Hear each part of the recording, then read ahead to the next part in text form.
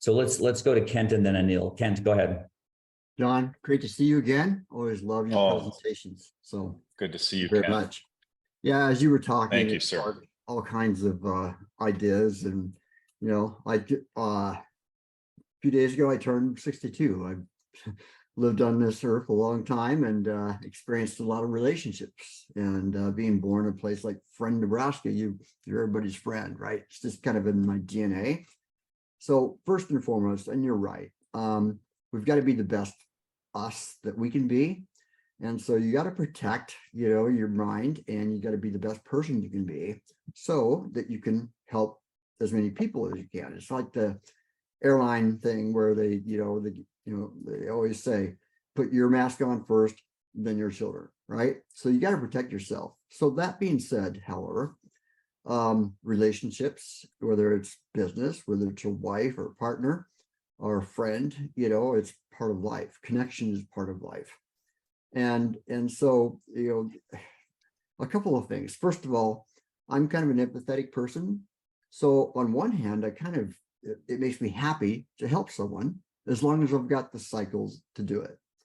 The other thing is, you would never want to offer the help or teach something to somebody or tell something they should do unless they're open to that information, right? You're not going to change them if they don't want to change, right?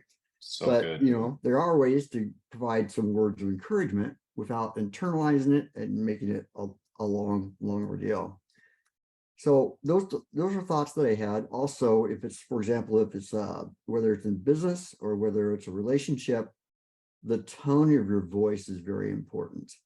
And if a person's going off the deep end, you don't want to raise your voice and escalate with them. You want to try to bring it down and bring it calm, because nobody's going to have a peaceful conversation if they're talking loudly and attacking and things like that. So those are all important items that I live by. They're helpful.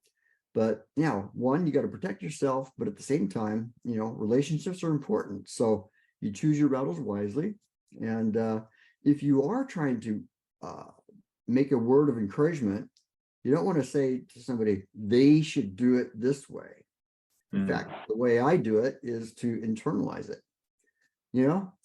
Look at it through their lens. I know how you feel. In fact, I had a similar situation, and what I found was this.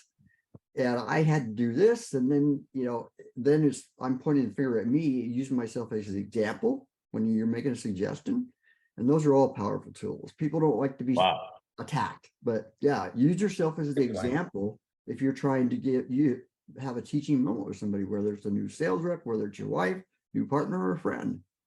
Those are great points. By the way, just as a little side note, John, Kent is actually very, very skilled as a career sales guy. And so he's using those skills there, but those are very, very important, I think, when somebody or guiding them in the right way.